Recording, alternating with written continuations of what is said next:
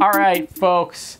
Donald, the big orange man, Trumpito Trump, has continued to bungle the efforts to help Puerto Rico. Now, mind you, Puerto Rico was devastated by a hurricane, and it is a country full of American citizens. It is. These are his people, but not for Trumpito. They became American citizens, I think it was 1919, but just...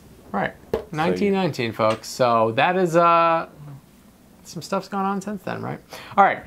What did Puerto Rico ever do to DJT? On Thursday morning, the tweeter-in-chief struck again, and it wasn't pretty, continuing to show a lack of compassion and heartlessness towards the Americans suffering on the island.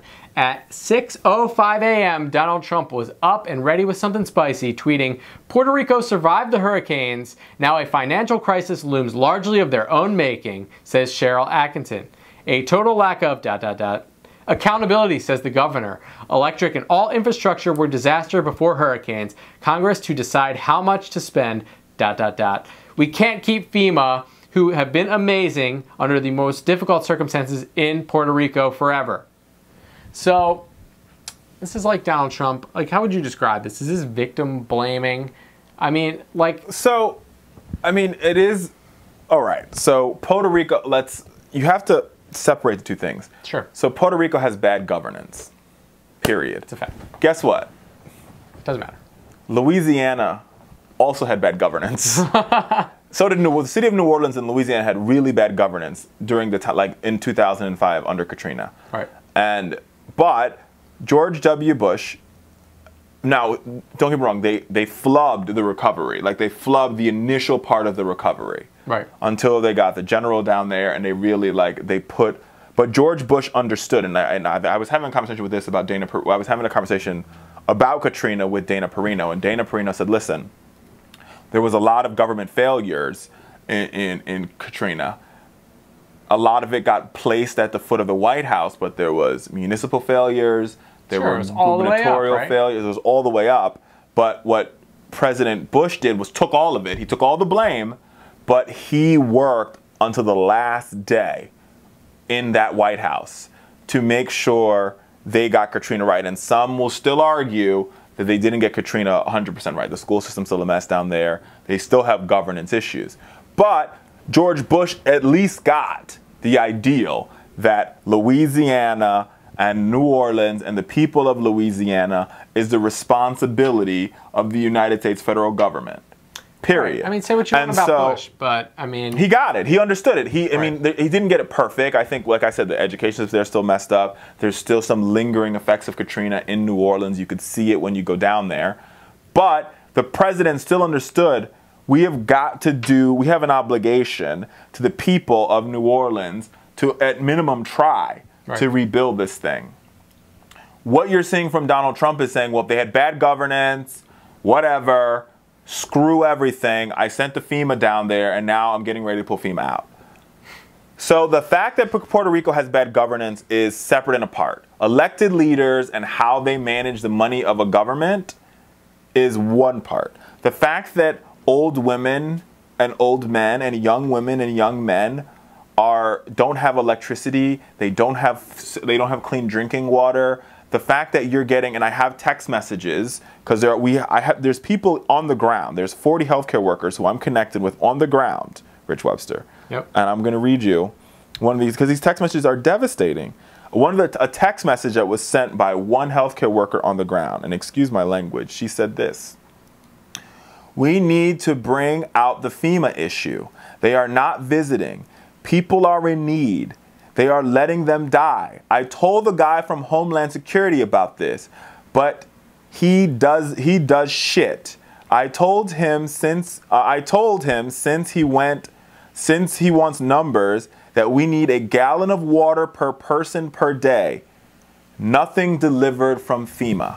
This is from a healthcare professional who's been on the ground in Puerto Rico for the past week. She went to them and said, listen, we need a gallon of water per person per day. Yep. FEMA is not doing anything. This is somebody on the ground, a healthcare worker who's volunteered her time to go to Puerto Rico to help the people. First responder who he says they're doing a great job. And she's saying, we don't have enough water for people to get the basic amount of water they need to live. Yep. So, Mr. President, I hear what you're saying. I hear you. I will acknowledge that you are correct. There's bad governance in Puerto Rico. The government, you can say the governor sucks, the parliament sucks, the state legislature, whatever you want to say. They borrowed too much money. They can't pay it off. It's a mess. That aside, that does not mean that the millions of Americans that live in Puerto Rico and the Virgin Islands, don't forget them, deserve to suffer because of bad governance by elected leaders. Sure. I mean, listen, Donald Trump is the President of the United States. He is an elected public servant.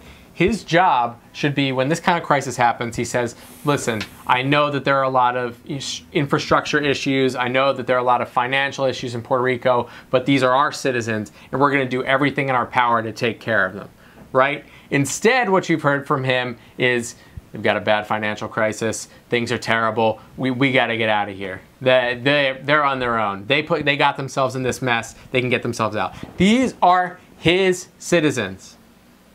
What do you say to that? Well, that's my point. I mean, the idea that so we can't keep FEMA here, that doesn't make any sense to me. What we saw George Bush do is he's like, we are going to keep people there as long as possible until we fix it. Yeah. Right? FEMA is still in Texas.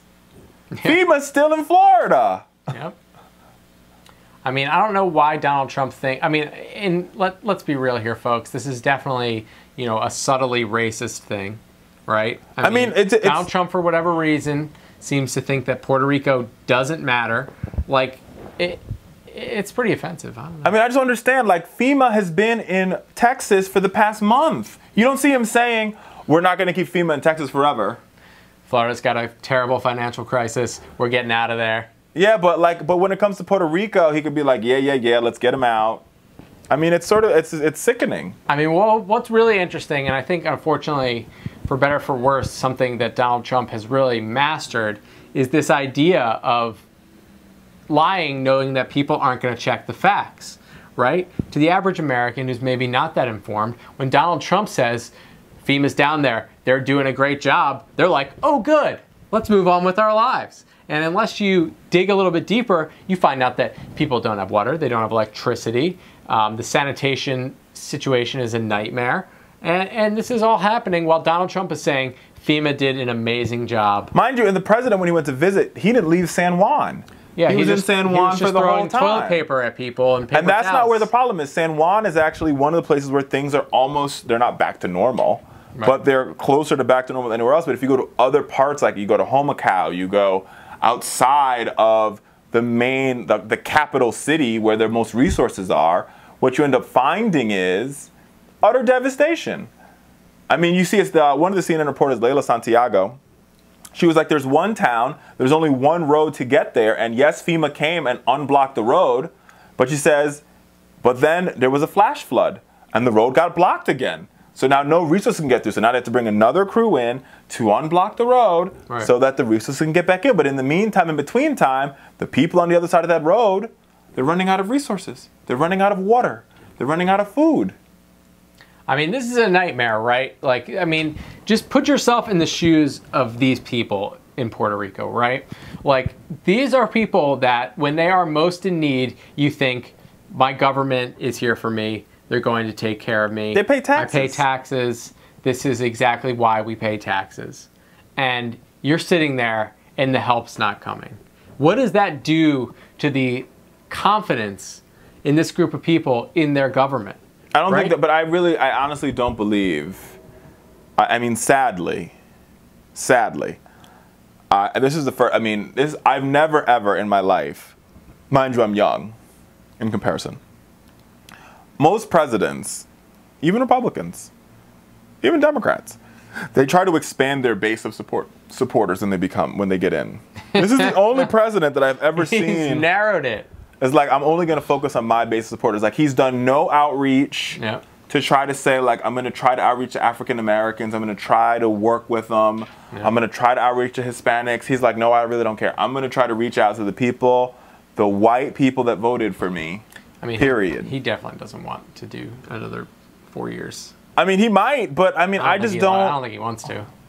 Like, he's like, I'm just going to reach out to the white people that voted for me. If you're a white person that voted for me, that's it. Like, but if you're not, I really could care less about you. You're right. And his language speaks to that. No, there you have it, folks.